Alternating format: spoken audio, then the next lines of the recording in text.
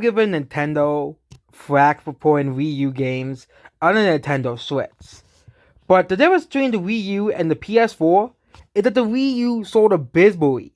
Okay, Nintendo is literally giving those games a second chance. Games like Mario Kart 8 was an amazing game. But but the Wii U only sold 14 million copies worldwide. So Mario Kart 8 could only sell so much copies until everybody on the Wii U bought it. Same thing with Pikmin 3. Pikmin 3 did really well for a console that basically nobody bought. Okay, but The Last of Us was a game that was accessible on. Okay, that was relatively accessible to the gaming audience. Okay, so PS4 sold 117 million copies, and the PS3 sold 87.4 million copies. Okay, so that means over around 90 million people have had the chance to experience The Last of Us. Okay, 190 million people compared to the 13.56 million people who had a Wii U. Okay, had a Wii U. Only 14.56 million had a Wii U. I think the idea of porting Wii U games to the Switch was genius because games like Mario 3D World, Mario Kart 8, Pikmin 3 would have been forgotten if they weren't ported to the Switch. They would have been forgotten. Yeah, they've been regarded as the best games on the console, but because the Wii U was such a failure, only selling 14.56 million copies, well, Nintendo was like, you know what? Let's put Mario Kart 8 on the Switch. Let's put Pikmin 3 on the Switch. Let's put, all these games that, were on the Wii U, because the Wii U was a failure, and, yeah.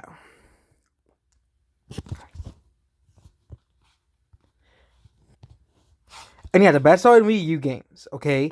Games like Mario Kart 8, New Super Mario Bros. U, Smash Bros. 2, Super Mario 3D World, games like Mario Maker, Splatoon, Smash Bros. Games sequels. Okay, basically every Wii U game has been ported, basically. Mario Kart, Donkey Kong Tropical Freeze, Yoshi's Woolly World had a sequel on the Switch, Captain Toad was put on the Switch, Pikmin 3 was put on the Switch as well. And Pokémon Tournament was also put on the Switch. Okay, Nintendo basically gave these games either sequels or second chances. Okay. Basically. Okay. The difference between this and The Last of Us, there was no need for The Last of Us to be, $70. There was no need to have a $70 port. Because yes, you have to pay $70 because Sony sucks and Sony's a fucking shitty ass company. Well, you have to pay $30 for playing the same game, okay, with cut content. Okay, oh yeah, let's not forget this cut content in The Last of Us, Part 1. They cut out a lot of content that was deemed inappropriate. Okay, they removed content from the game. Okay. But yeah, of course, the critics gave it 10s out of 10s. Because the critics are stupid. Okay? The critics are stupid. They give a game that has cut content that is basically a waste of money because, oh yeah, we haven't talked about backwards compatibility yet. We haven't even gone to that yet. But yeah, if you're still watching, yeah, I bet Sony Tods would be angry at this video. Sony fanboys, Sony worshippers, as a Sniper Wolf basically saying how great the PS5 is and how it's the greatest console of all time. Those types of people. Okay? But this is why do we need another remake of The Last of Us? Okay? This is basically like GTA 5, like why are we getting versions of GTA 5 on the PS4 and PS5 and Xbox Series X? Okay? Why can't you just play the game on the PS3 version or the PS4 version? Well, guess what? Okay? Guess what? Sony does not allow you to play PS4 games on the PS5. Okay? Sony does not allow you to play PS4 games on the PS5. So basically, Sony says, you know what, let's take the Nintendo route. But the difference between the Wii U, of course, and PS4 is that the Wii U sold like shit. No one bought the Wii U. Okay? And Sony's pouring all these games on the PS4 to the PS5. Goes to Tsushima, Horizon, I think Horizon Forbidden West is a new game, not a PS4 game. But it's also put on the PS4 as well. But Spider-Man, they put that on the PS4, PS5. They put Death Stranding for $10 more. They also put, Ghost of Tsushima. Which again, Ghost of Tsushima, that would make sense because that was at the end of the PS4's life cycle.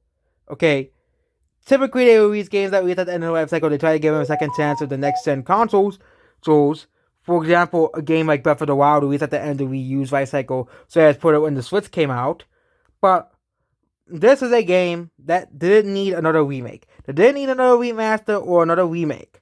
Okay, they could have easily just put the game on the PlayStation Store for $20 or $30, because that's where you could get that. That's basically the price at most stores for The Last of Us Part 1. Okay. But yeah, basically, what is the point of this? Was the remake really necessary? Was it really necessary? Okay, why do we need another remake of The Last of Us Part 1? Okay, why? Okay, this is clearly a cash grab. Okay, this is clearly a cash grab. Okay, people complain about Mario 3D All Stars being a cash grab. It really was a cash grab. But really, it was a genius idea because the pandemic was going around. And it gave people the opportunity to play free, really old games, especially Mario 64 and Mario Sunshine. Which Mario Sunshine is kind of like the underrated game. And Mario Galaxy as well. Which, again, the Wii sold really well. But again, it gave people who never played the Wii before, people who are new, and it gave people who never played the N64 or GameCube because those consoles didn't really sell too well, a chance to play Mario Sunshine and a chance to play Mario 64. Okay, this game has been readily available on the PS3 and the PS4. And probably soon the PC and the PS5. Okay? Which means, why can't you just make the game backwards compatible with the old console? Okay?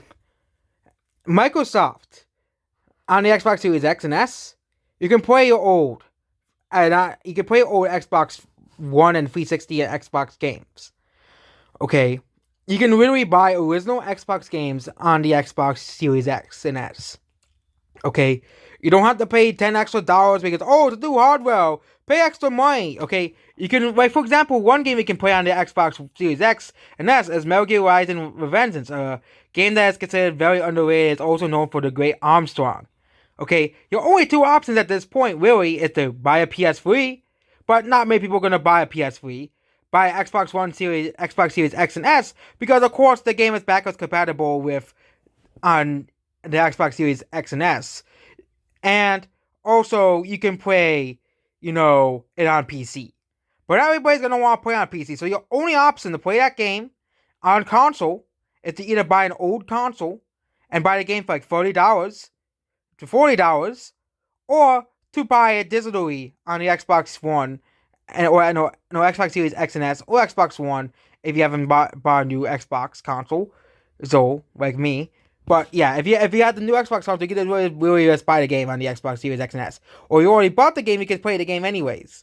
Okay, you don't have to pay extra money to play it.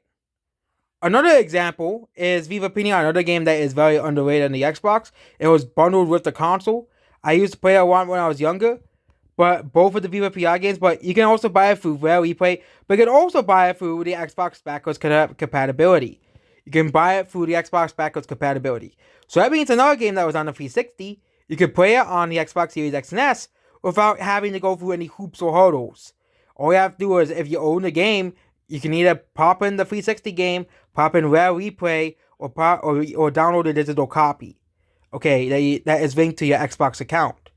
And it's also probably on Xbox Game Pass as well. If you have that, it's probably playable on that. Same thing with Skyrim. Okay, you gotta port Skyrim to the next gen consoles, but you don't need to buy a new copy of Skyrim on the Xbox Series X and S. It's only for people who have never played Skyrim before and want to play Skyrim, or people who want the fancy new graphics, the graphics wars. But if you want, you can easily just play your 360 PS3 version of Skyrim, your PS4 Xbox One version of Skyrim, your 360 Xbox One version of Skyrim.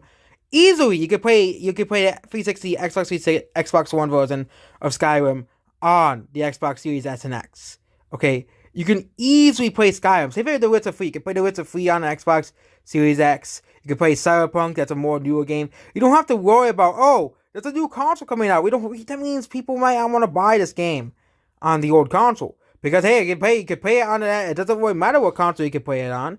Of course, they'll eventually abandon the Xbox One for the Xbox Series X and S, which they have basically been doing now. But if, for example, if you want to play Guardians of the Galaxy, it could be ran on the Xbox One, but you can also play it on the Xbox Series X and S. You don't have to worry about, hey, I have a last gen hardware, or I can't play it on my next gen console. Say if you have to do the Life is Strange game, you don't have to worry about bullshit if you want to play the game again.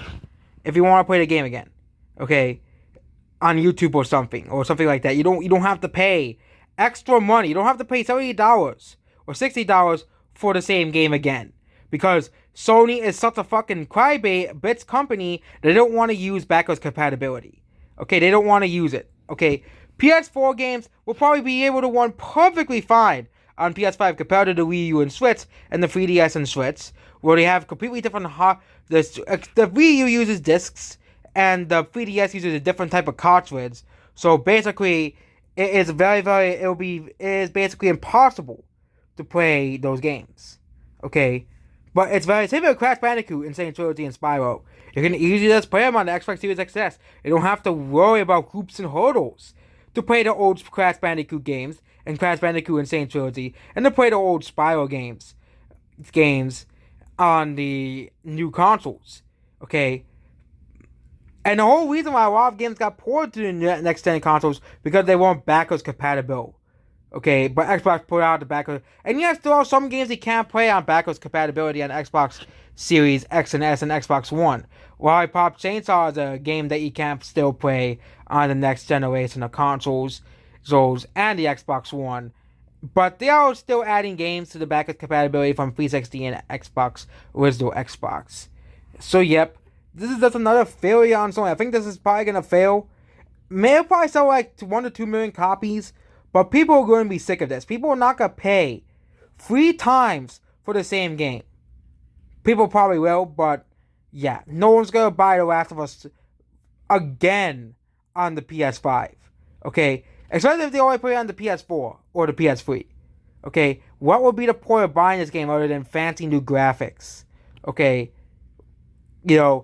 and backwards compatibility is the sole reason why the Xbox consoles are better than the PlayStation, because you don't have to pay $70 for the same game again and again and again, because Sony refuses to put backwards compatibility for the PS3 and PS4.